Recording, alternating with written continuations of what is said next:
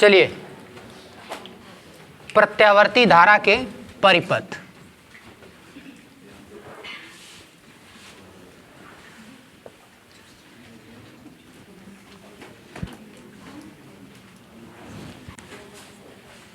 प्रत्यावर्ती धारा के परिपथ, प्रत्यावर्ती परिपथ किस तरह से जोड़े जाएंगे, है ना, और कौन कौन जो है कि जोड़ा जाएगा उसमें, और क्या क्या उसमें ज्ञात करना होगा, यह इसमें पढ़ना है। जैसे एक प्रतिरोध होता है, एक प्रेरण कुंडली होती है, एक कैपेसिटर होता है। इन्हीं तीनों को जोड़ के परिपथ बनाया जाएगा, है ना। अब कैसे परिपथ बनेगा? एक में तो ये हो सकता है कि उस परिपथ में केवल क्या हो, केवल प्रतिरोध हो। केवल परिपथ में क्या हो? प्रतिरोध, केवल रेजिस्टेंस हो। दूसरा क्या हो सकता है कि केवल क्या हो? धारिता, यानी कि केवल क्या हो? कैपेसिटर हो, केवल संधारित्र हो, है ना। केवल क्या हो? संधारित्र हो। तीसरा हो सकता है कि केवल क्या हो? प्रेरण कुंडली। क्या हो सकता है तीसरा? केवल प्रेरण कुंडली हो, ठीक है। चौथा क्या हो सकता है? तीन हो गया, अकेले अकेले हैं केवल ये प्रेरण कुंडली, केवल प्रतिरोध। प्रत्यावर्ती धारा में केवल क्या जोड़ा गया है? प्रतिरोध। केवल संधारित्र अलग, केवल प्रेरण कुंडली अलग जोड़ा गया है, ठीक है। आगे देखिए कि अब इन दोनों को अलग अलग, इसको किससे डिनोट करते हैं? आर से। इसको किससे डिनोट करते हैं? सी से। इसको किससे डिनोट करते हैं? यल से, ठीक है। अब इन दोनों को दो को ले सकते हैं, ठीक है ना। इन तीनों में से दो को लिया जा सकता है। तो इसमें से एक बनेगा प्रतिरोध और संधारित्र, दोनों को अगर जोड़ दो तो क्या बनेगा? आरसी सर्किट, है ना। इसको क्या बोलेंगे? आरसी सर्किट, ठीक है। पांचवा क्या हो जाएगा? सी और यल को जोड़ा जा सकता है, तो क्या बन जाएगा? सीएल सर्किट, ठीक है। छठवां क्या हो सकता है? आरएल सर्किट, ठीक है। और सातवां हो सकता है एलसीआर सर्किट। मतलब तीनों को क्या जोड़ देंगे? एक साथ जोड़ देंगे, ठीक है। प्रत्यावर्ती धारा में तीनों को जब एक साथ जोड़ देंगे तो एलसीआर सर्किट, आर यानी प्रतिरोध और प्रेरण कुंडली को जब जोड़ देंगे तो आरएल सर्किट और सीएल सर्किट और आरसी सर्किट। इन तीनों को अकेले अकेले जोड़ देंगे तो आर, सी और यल अकेला अकेला होगा। बात समझ में आई? ठीक है। ये कोई जरूरी नहीं होता है कि जब देखिए धारा और वोल्टेज जब चलता है तो अभी तुम जानते हो कि ऐसे चलता है, I बराबर I0 साइन ओमेगा टी होता है, ठीक है। अब V बराबर V0 साइन ओमेगा टी होता है, जिसमें ओमेगा टी को हम क्या बोलते हैं? कालांतर, है ना। कला, इसको ओमेगा टी को क्या बोलते हैं? कला, ठीक है। तो कभी कभी क्या होता है कि यह कोई जरूरी नहीं होता है कि जब धारा का मान अधिकतम हो तो वोल्टेज भी क्या हो? अधिकतम हो। यह कोई जरूरी नहीं होता है, उन दोनों के बीच में अंतर होता है। जैसे कभी कभी ये होता है कि जब वोल्टेज 220 वोल्ट होगा उस समय धारा 0 रहेगा, है ना। और जब धारा का मान अधिकतम होगा तो उस समय वोल्टेज क्या रहेगा? 0 रहेगा। ये अंतर होता है कभी कभी किसी किसी परिपथ में, हर एक परिपथ में नहीं, किसी किसी परिपथ में क्या होता है, ये अंतर हो सकता है। इसी को कहते हैं हम अग्रगामी और पश्चगामी।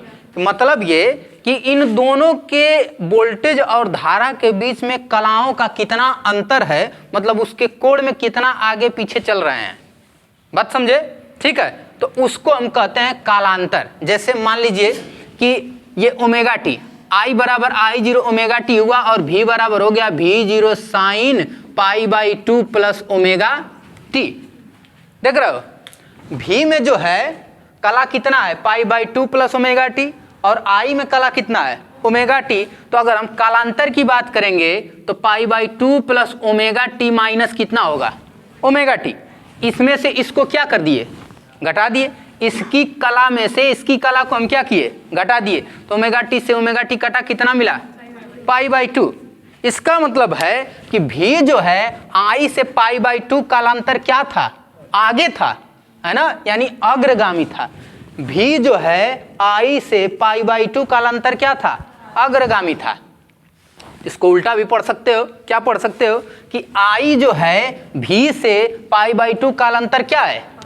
पश्चगामी। यह भी तो पढ़ा जा सकता है भाई। V जो है I से π/2 कालांतर अग्रगामी है, तो इसको ये भी पढ़ सकते हो कि I जो है V से π/2 कालांतर क्या है? पश्चगामी है।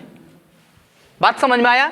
तो यही क्या हो, इसी को हम क्या कहते हैं, कला। इसको हम क्या बोलते हैं, कला, और उसी को बोलते हैं कालांतर। जैसे कहने का मतलब, मान लो ओमेगा टी का मान 30 डिग्री था। ओमेगा टी का मान कितने डिग्री था, 30 डिग्री। तो उस समय भी का मान कितने डिग्री रहेगा, 90 बढ़ा देंगे ना, तो कितने डिग्री रहेगा, 120। मतलब कि जब आई का मान 30 डिग्री पर रहेगा तो उस समय भी का मान कितने डिग्री पर रहेगा, 120। हमेशा वह 90 डिग्री क्या रहेगा, आगे रहेगा। जैसे तुम ये फिगर बनाते हो तो ऐसे चलता है ना, 0, 90, 180, 270 और 360। तो ये ऐसे बनाते हो ना, ये 90 पर जाके मैक्सिमम हो जाता है, 90 मैक्सिमम हुआ, फिर 180, फिर ये 360 जाता है, ऐसे है कि नहीं। तो जब दोनों एक ही कला में होंगे तो दोनों ऐसे ही चलेंगे, दोनों का मान एक ही साथ मैक्सिमम होगा और एक ही साथ मिनिमम होगा। ये वाला तुम्हारा भी है और ये वाला आई है, देख रहे हो, दोनों एक ही साथ मैक्सिमम हुए हैं और दोनों एक ही साथ, मतलब दोनों का सेम ग्राफ है। लेकिन अगर उनकी कलाओं में अंतर होगा तो वह आगे पीछे होने लगेंगे। जैसे मान लो कि भी ऐसे गया है, ठीक है, भी ऐसे गया है, तो आई अगर जाएगा तो कुछ ऐसे जाएगा। मान लो ये इधर से ऐसे ऐसे गया, ये ऐसे, ये इसमें अंतर हो रहा है। देखो ये आई जो है यहां पर आके मैक्सिमम हो रहा है, ऐसे, ये देख रहे हो। और जबकि भी कहाँ हो गया है, यहीं हो गया है। भी कहाँ हो गया है, यहीं हो गया है। लेकिन आई कहाँ, यहां पर आके मैक्सिमम हो रहा है। तो इन दोनों की कलाओं में इतना क्या है, अंतर है। ये देखो 90 से 180 के बीच में इसका क्या है, अंतर है। उसकी कलाओं में जब मतलब भी 90 डिग्री पर मैक्सिमम हो रहा है तो यह कितनी डिग्री पर मैक्सिमम हो रहा है, 180। मतलब 90 डिग्री वह हमेशा क्या चल रहा है, आगे चल रहा है। आई जो है हमेशा 90 डिग्री क्या चल रहा है, आगे चल रहा है। अगर इस फिगर के हिसाब से देखें तब समझ में आई। इसी को कहते हैं हम कला, ठीक है। और इन दोनों के बीच का जब कोण का अंतर निकालेंगे कि कितना डिग्री वह आगे कितना डिग्री पीछे चल रहा है, उसी को हम क्या बोलते हैं, कालांतर। बात क्लियर है, ठीक है। चलिए यहां से बात समझिएगा। केवल प्रतिरोध जोड़ा गया होगा तो उसको आर कहेंगे, केवल संधारित्र जोड़ा गया होगा तो सी कहेंगे, केवल प्रेरक कुंडली जोड़ा गया होगा तो यल कहेंगे, ठीक है। ठीक, अब इसमें जो है क्या क्या ज्ञात करना होगा, हर एक इस सातों सर्किट में क्या क्या ज्ञात करना होगा, आप इस चीज को समझिए। पहला तो ये कि सातों के सातों में प्रतिरोध ज्ञात करना होगा। सातों में क्या ज्ञात करना होगा कि उस सर्किट का कितना प्रतिरोध है, उस प्रतिरोध को हमको क्या करना होगा, ज्ञात करना होगा, ठीक है। तो यहां से ध्यान दीजिए कि केवल प्रतिरोध अगर जोड़ा रहेगा तो उसका नाम वहां पर हम प्रतिरोध ही देंगे, है ना। लेकिन ध्यान देना, लेकिन यहां पर केवल संधारित्र और केवल प्रेरक कुंडली अगर जोड़ा रहेगा तो इन दोनों के प्रतिरोधों को हम नाम देंगे क्या, प्रतिघात। क्या नाम देंगे, प्रतिघात। जिसको इस वाले के प्रतिघात को हम डिनोट करेंगे XC से, इस वाले को डिनोट करेंगे XL से, XL से। ध्यान दो कि ये भी एक प्रतिरोध ही है और ये भी एक प्रतिरोध है, बस नाम बदल दिए हैं कि उसको हम क्या कहेंगे, प्रतिघात। जबकि वो भी निकलेगा कैसे, V बराबर I इंटू आर से। तो V बराबर कितना होता है, V बराबर होता है I इंटू आर ना, तो R बराबर कितना होगा, V बटे। बस अंतर ये होगा कि R की जगह हम क्या लिखेंगे, XC लिखेंगे चाहे XL लिखेंगे, और उसको नाम क्या पढ़ेंगे, प्रतिघात। केवल प्रतिरोध जोड़ा रहेगा तो उसका नाम क्या पढ़ेंगे, प्रतिरोध। प्रेरक कुंडली और संधारित्र जोड़ा रहेगा तो नाम क्या पढ़ेंगे, प्रतिघात। इन चारों का नाम क्या पढ़ेंगे, प्रतिबाधा। इन चारों के प्रतिरोध में नाम क्या पढ़ेंगे, प्रतिबाधा। और डिनोट करेंगे किससे, जेड से। इन चारों सर्किटों का अगर हम प्रतिरोध निकालेंगे तो उस प्रतिरोध को क्या नाम देंगे, प्रतिबाधा, और डिनोट करेंगे किससे, जेड से। बात क्लियर है। एक तो हमको ये ज्ञात करना है सातों सर्किट में, ठीक है। दूसरा हमको ये ज्ञात करना है कालांतर। अभी बताया कला हमने, तो मतलब भी निकालोगे, भी का समीकरण निकालोगे और भी की सहायता से आई का समीकरण निकालोगे, या देखोगे कि दोनों के कलाओं में कितना अंतर है, और यह बताओगे कि भी अग्रगामी है कि आई अग्रगामी है, कि भी पश्चगामी है कि आई पश्चगामी है। बात समझ में आई? ठीक है। अब उसका हम आरेख बनाएंगे कि ऐसे चलेगा, ये भी चल रहा है तो यहाँ से आई चल रहा है, कैसे कैसे चलेगा वो हमको बनाना होगा। ठीक है। और उसके बाद हम ज्ञात करेंगे फेजर आरेख। फेजर आरेख, ठीक है। फेजर आरेख, फेजर आरेख में एक्स अक्ष के साथ कोण बनाया जाएगा, है ना। एक्स अक्ष के साथ कोण बनाएंगे। मान लो ये है, अब ये लिखा गया है b बराबर b0 साइन ओमेगा t। इसका मतलब है कि यह कितना डिग्री आगे है, ओमेगा टी। ओमेगा टी कोण बना रहा है किसके साथ, x के साथ। तो ये x अक्ष है, यानी यहाँ भी हुआ, अब भी कितना डिग्री कोण बना रहा है, ओमेगा टी। x के साथ भी कितना डिग्री कोण बना रहा है, ओमेगा टी। तो ये भी को दर्शा दिए। I बराबर लिखा गया है, मान लो I0 sine omega T plus pi by 2, यानी कि वह ओमेगा टी से अभी कितना डिग्री आगे है, पाई बाई 2। तो यहाँ तक तो ओमेगा टी हो गया, ऐसे से पाई बाई 2 और आगे जाओगे तो कौन मिलेगा, आई। तो ये इसको क्या कहेंगे, आई। यहाँ से देखो ये पाई बाई 2 हो गया कि नहीं हो गया, है ना। एक्स अक्ष के साथ अगर कोण देखोगे आई का तो हुआ कि नहीं, पाई बाई 2 प्लस ओमेगा टी हुआ कि नहीं। देखो ये यहाँ से यहाँ तक का ओमेगा टी, और ये क्या हो गया, पाई बाई 2। क्लियर हुआ। अब मान लो कि ये यहां पर ऐसे होता, पाई by 2 minus omega T, pi by 2 minus omega T. मतलब कि ये देख रहे हो आई का कोण कितना है, पाई बाई 2 में से अभी ओमेगा टी क्या हो रहा है, घट रहा है। इसका मतलब आई भी से अभी पश्चगामी हो गया, है ना। ओमेगा, इसको ऐसे खींचेंगे, ये ओमेगा टी हुआ, यह किसका है, भी का, है ना। ठीक है। पाई बाई 2 माइनस ओमेगा टी, ठीक है। अब यहां से समझो, इसका ओमेगा टी हुआ। अब इसको हम इधर की तरफ खींचते हैं, है ना। तो एक्स अक्ष के साथ ये कोण जो बना है, यहां से यहां 90 है, देखो 90 है, 90 है ना, यहां से यहां। तो हमको यह कोण जो चाहिए वह किस अक्ष के साथ चाहिए, एक्स अक्ष के साथ। ये देखो आई इतना जो बचा वह हुआ कि नहीं, पाई बाई 2 माइनस ओमेगा टी। बोलो, यहां से यहां तक का पाई बाई 2 हो गया, यहां से यहां पूरा पाई बाई 2 हुआ। बोलो, इस पाई बाई 2 में से आई ओमेगा टी घटा दिए तो कितना बचा, पाई बाई 2 माइनस ओमेगा टी। अब बताओ एक्स अक्ष के साथ यह कोण बन गया कि नहीं बन गया। तो यह किसका मिला, आई का, और यह किसका मिला, भी का, है ना। तो इसी को हम क्या कहेंगे, फेजर आरेख, है ना। ठीक। पहला सर्किट लिया जाए, कौन सा है,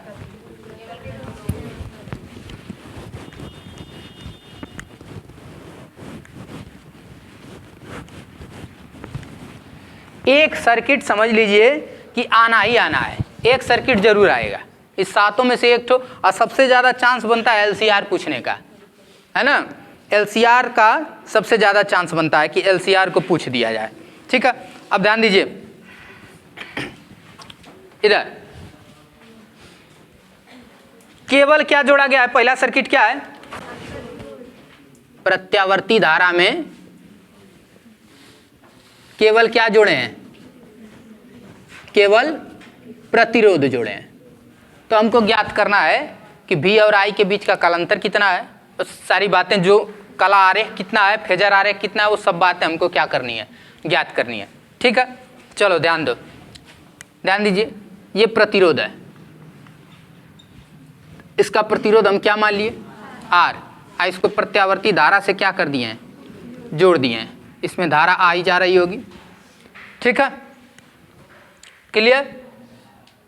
और V बराबर, इसमें का वोल्टेज हम क्या मान लिए, V मान लिए। इसमें का वोल्टेज क्या मान लिए, V मान लिए।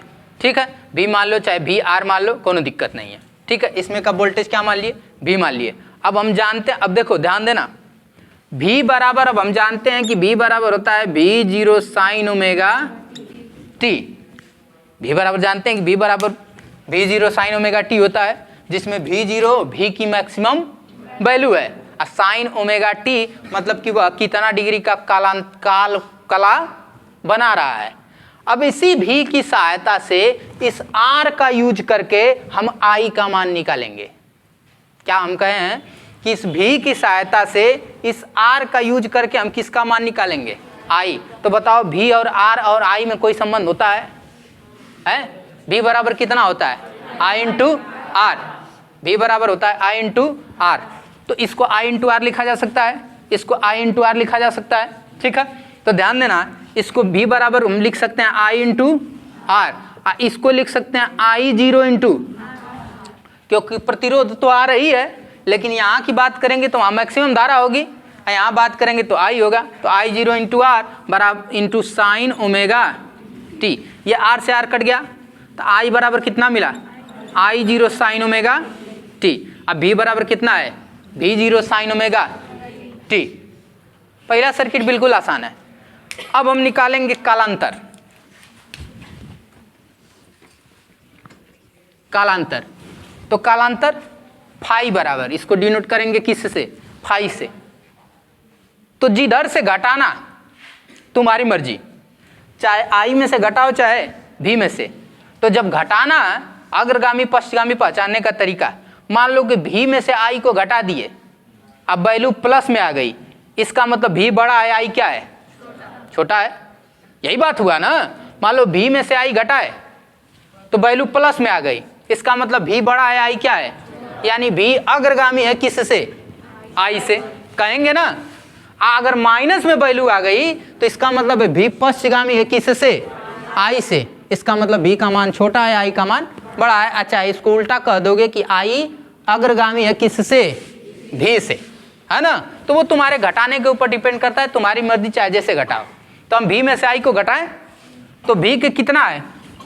कला ओमेगा टी, और आई का कला कितना है? ओमेगा टी, यानी omega T minus omega T, phi बराबर कितना मिला? मतलब कि दोनों के कलाओं में कोई अंतर नहीं है। जब परिपथ में केवल प्रतिरोध जोड़ा जाता है तो उसके भी और आई के दोनों कलाओं में कोई अंतर नहीं होता है। इसका मतलब कि जब वोल्टेज अधिकतम होगा तभी धारा भी अधिकतम होगी, और जब वोल्टेज न्यूनतम होगा तभी धारा भी क्या होगी? न्यूनतम होगी। बात समझे कि नहीं? जब 0 वोल्ट हो जाए वोल्टेज तो धारा भी कितना हो जाएगा? 0 एम्पियर। और जब धारा मैक्सिमम हो जाएगा तो वोल्टेज भी क्या हो जाएगा? मैक्सिमम हो जाएगा, क्योंकि उसकी कलाओं में कोई अंतर नहीं है। पढ़े हो ना, चांद की 14 कलाएं होती है ना, 14 कलाएं होती है ना, 14 ही होती है ना, 14 होती हैं, है ना। 14 कलाएं कि मतलब छोटे से धीरे धीरे धीरे धीरे बदलते बदलते एक पूर्णिमा प्राप्त करता है, फिर वहां से घटते घटते घटते एकदम खत्म हो जाता है। तो 14 कलाएं होती हैं उसकी, है ना। तो उसी को जैसे कहने का मतलब, कला का मतलब यह कि कितना अंतर वह कर रहा है। पहले के दिन ऐसे था, है ना, है ना, और दूसरे दिन ऐसे हो गया, थोड़ा सा ये थोड़ा सा क्या हो गया? बढ़ गया, है ना। तीसरे दिन और बढ़ गया, ऐसे ऐसे करके प्राप्त कर लेगा, है ना। तो इसके और इसके बीच में कलाओं का अंतर पूछेंगे तो ये इतना होगा ना।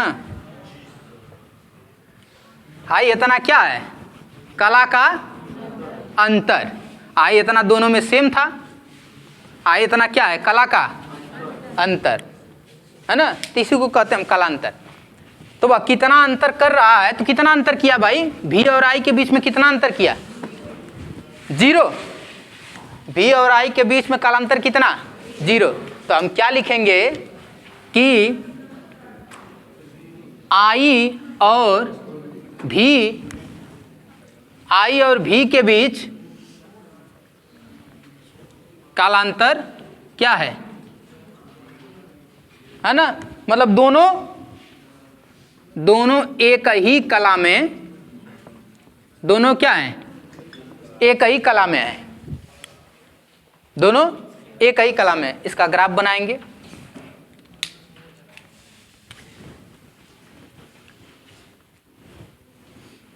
इसका ग्राफ बनाएंगे। तो मान लो कि भी का ये ग्राफ बनाया ऐसे, ये भी का ग्राफ है, तो ये भी यहाँ पर मैक्सिमम हुआ है, ये भी 0, अब भी यहाँ पर मिनिमम हुआ है, ये भी 0, ठीक है। भी का ग्राफ बना दिए। अब इसी में हम आई का ग्राफ बनाते हैं। तो जब ये भी मैक्सिमम हुआ है उसी समय कौन मैक्सिमम होगा? आई। गया कि नहीं? देखो यहाँ पर आई मैक्सिमम हुआ, आई 0, और यहाँ पर आई मैक्सिमम हुआ, आई 0, है ना। ये कितना देख लो, जितने डिग्री पर भी मैक्सिमम हुआ है उतने ही डिग्री पर कौन मैक्सिमम हुआ है? आई भी। यहाँ पर मिनिमम हुआ, यहाँ पर मैक्सिमम हुआ, तो जितने डिग्री पर हो रहे हैं उतने ही डिग्री पर हो रहे हैं, दोनों साथ साथ चल रहे हैं, एक भी आगे पीछे नहीं है। ये नहीं कि भी जो है 90 डिग्री पर मैक्सिमम हो रहा है तो आई जो है 130 डिग्री पर मैक्सिमम होगा, ऐसा कुछ नहीं है। दोनों 90 डिग्री पर ही मैक्सिमम हो रहे हैं, और दोनों मिनिमम कितना डिग्री पर हो रहे हैं? 0 पर और 180 पर, तो दोनों एक ही कला में चल रहे हैं कि नहीं? ठीक है। अब हमको फेजर आरेख बनाना है, तो फेजर आरेख की बात करेंगे,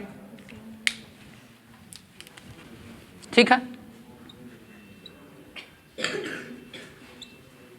फेजर आरेख, एक्स अक्ष के साथ कोण बनाना है, तो भी का कोण बनाइएगा तो इसे ओमेगा टी हुआ। ये किसका है? दोनों एक के कला में है ना, यानी आई भी यही होगा, क्योंकि दोनों क्या है?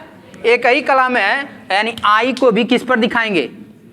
इसी पर दिखाएंगे, और भी को भी किस पर दिखाएंगे? इसी पर दिखाएंगे, क्योंकि दोनों क्या है? एक ही कला में है। प्रूफ किए कला अंतर कितना? अब यहाँ क्या लिखोगे?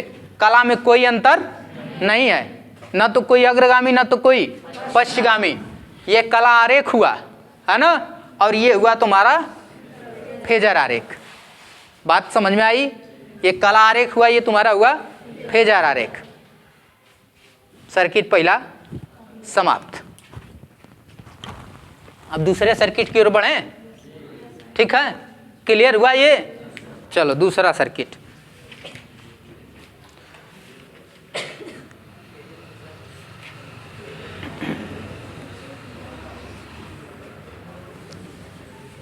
दूसरा सर्किट,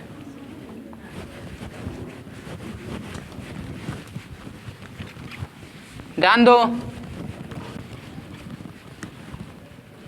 जब परिपथ में, इसमें स्याही लगाओ, जब परिपथ में केवल क्या लगाओ? संधारित्र।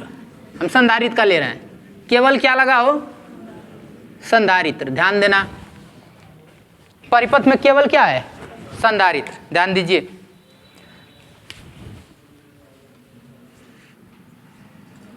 संधारित्र लगाए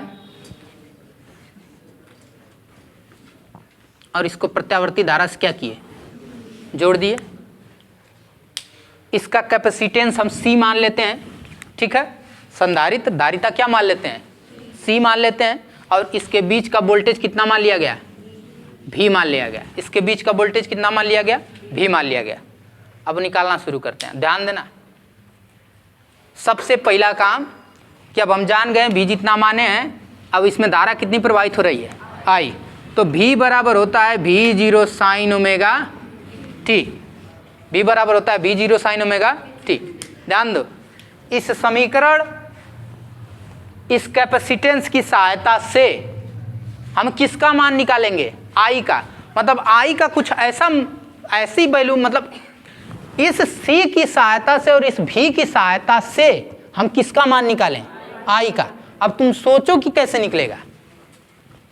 C और V में कोई संबंध होता है जो I का मान देगा क्या है? हाँ, C बराबर होता है कितना? Q बराबर C भी होता है। Q बराबर होता है C इंटू V होता है ना, Q बराबर C इंटू V। इसकी सहायता से हम निकाल सकते हैं, चूंकि Q बराबर कितना होता है? C into V। क्लियर? अब बताओ, यहाँ V का मान रखा जा सकता है? तो यहाँ पर रख देते हैं, ठीक है। Q बराबर C इंटू V का मान रखते हैं V0 साइन ओमेगा t। क्या Q में t से अगर भाग दे दें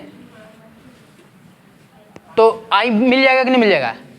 Q में अगर t से भाग देंगे तो I मिलेगा? तो एक काम करते हैं, हम t के सापेक्ष क्या कर देते हैं, अवकलन कर देते हैं, तो हमारा आराम से i मिलेगा, है ना। तो t के सापेक्ष अवकलन करने पर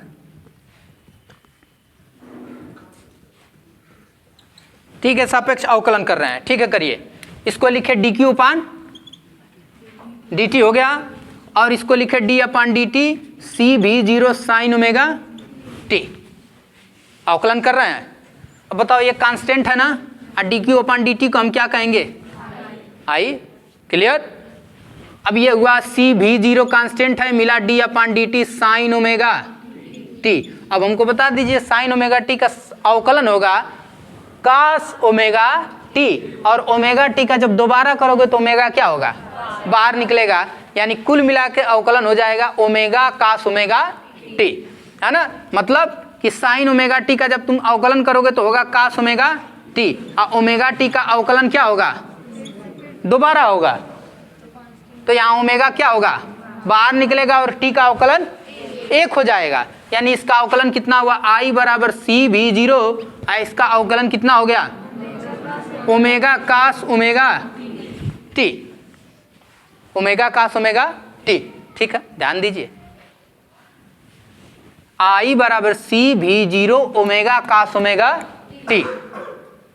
क्या हमारे i का जो समीकरण होता है वह कास में होता है या साइन में होता है, हमारा जो एक्चुअल समीकरण है i का, i बराबर I0 साइन ओमेगा t इस तरह का होता है ना, तो यह किस में आया है, तो उसको किस में बदल दें, ध्यान अब यहाँ से थोड़ा देने वाली बात है, इस चीज को थोड़ा समझिएगा।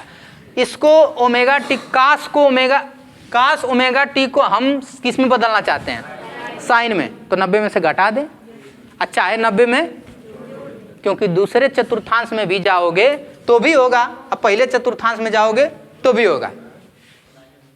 Sign pi by 2 plus omega T बराबर भी कास ओमेगा टी होगा, और sign pi by 2 minus omega T बराबर भी कास ओमेगा टी होगा। अब इसमें कंफ्यूजन वाली बात है कि कौन सा लिखें, तो हमेशा ध्यान दीजिएगा कि हम यहाँ पर लिखेंगे प्लस वाला।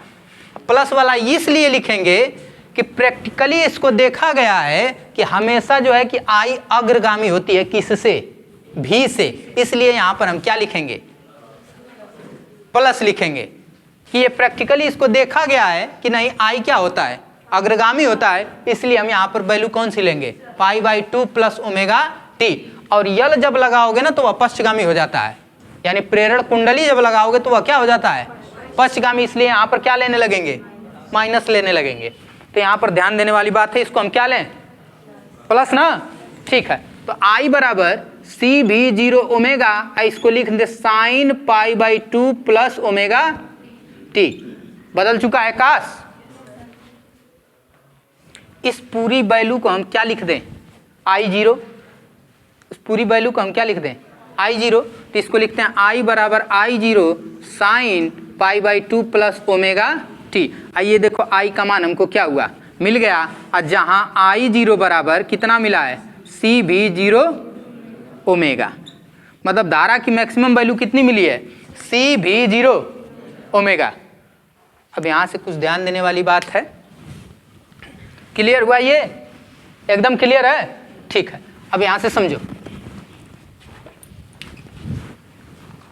ठीक, यहाँ ध्यान दीजिए, इसका कला कितना है, पाई बाई 2 प्लस ओमेगा टी, इसका कला कितना था, ओमेगा टी, कालांतर हम निकाल रहे हैं, तुम चाहे जम्मे से घटाओ, चलो कालांतर, फाई बराबर किस में से, बी वाले में से घटाएं, तो बी वाले का कितना है, ओमेगा टी, अब माइनस कर दिए किसको, पाई बाई 2 प्लस ओमेगा टी, तो फाई बराबर omega T minus pi by 2, अब माइनस ओमेगा टी, ये कट गया, तो फाई बराबर कितना मिला, देख रहे हो क्या मिल रहा है, माइनस मिल रहा है।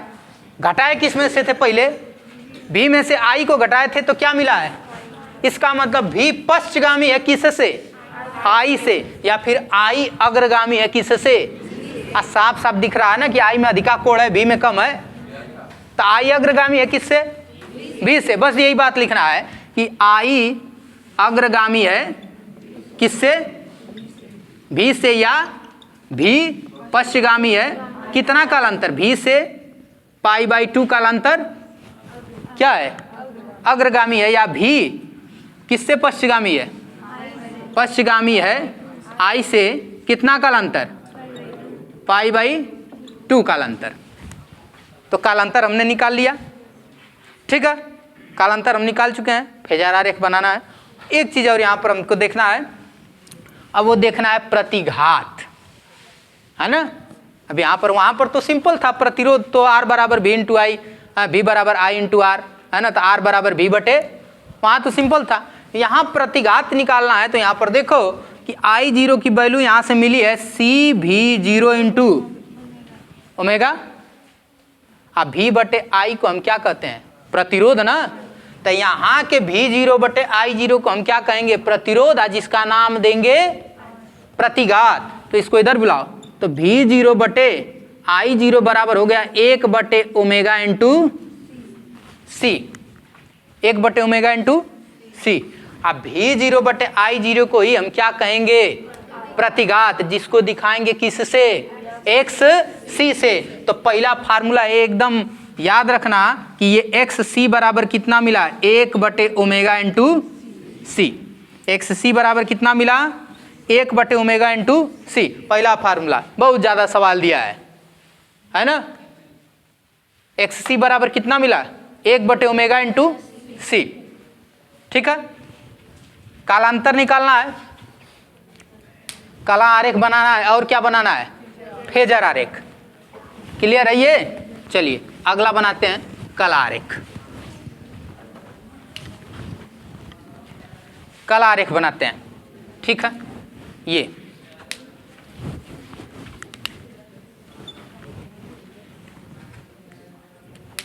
चलिए देखिए, भी को ड्रा करना है, तो पहले भी को ड्रा कर लेते हैं। ये गया भी मैक्सिमम हुआ, ये भी मैक्सिमम हुआ, मिनिमम, ठीक है। 0, 180 और 360, ठीक है। आई जो है π/2 कालांतर क्या है, अग्रगामी है ना, किस से, भी से ना। कह रहा है कि π/2 कालांतर यह क्या है, अग्रगामी है, तो यह कुछ ऐसा फिगर बनेगा इसका।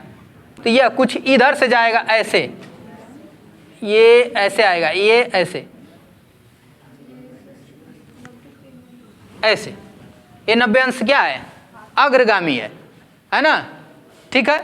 अगर पश्चगामी होता तो इसको कैसे ले जाते, कुछ इस तरह से ले जाते, है ना, ठीक है, ठीक। तो ये ग्राफ तुमको याद करना पड़ेगा, ठीक है। इसको, ये लाल वाला देख रहे हो भी का है, और ये काला वाला आई का, तो ये 90 अंश अग्रगामी है, तो इसको आगे से ले गए हैं, है ना, 90 अंश आगे से ले गए हैं। मतलब पहले आई चल रहा है, बाद में भी चल रहा है। आई पहले ही चल चुका है, और फिर उसके बाद कौन चला है, भी चला है। देखो ना, आई पहले ही चल चुका है, और फिर उसके बाद कौन चल रहा है, भी चल रहा है। तो आई जो है भी से 90 अंश कला में क्या है, अग्रगामी है, ठीक है। फेजर आरेख देखिए, पहले का भी का कितना है, ओमेगा टी ना, तो ये भी का हो गया। आई कालांतर क्या है, π/2 कालांतर, अग्रगामी है ना, तो अग्रगामी दिखा दो, ये x अक्ष से अग्रगामी दिखाओ आई, ये π/2 कालांतर इससे अग्रगामी हुआ। देखो ना, यहाँ से यहाँ तक का ओमेगा टी हुआ, इससे इस भी से वह π/2 क्या है, आगे देखो, आगे हुआ ना। अब भी से π/2 कालांतर पश्चगामी होता तो पीछे दिखा देते, या π/2 कालांतर क्या हुआ, अग्रगामी, तो ये आई हो गया, ये क्या हो गया, भी। इन दोनों के बीच का कोण देख लो, x अक्ष से आई का कोण देखो, ओमेगा टी प्लस π/2 हुआ, तो देखो ना, ओमेगा टी प्लस π/2, इसका कितना हुआ, खाली कालांतर कितना हो गया, π/2। भी और आई के बीच का कोण ही क्या कहलाता है, कालांतर, तो ये क्या है, π/2। तो यही तुम्हारा क्या है, फेजर आरेख। 2 कंप्लीट हुआ, 2 कल बताएंगे, है ना।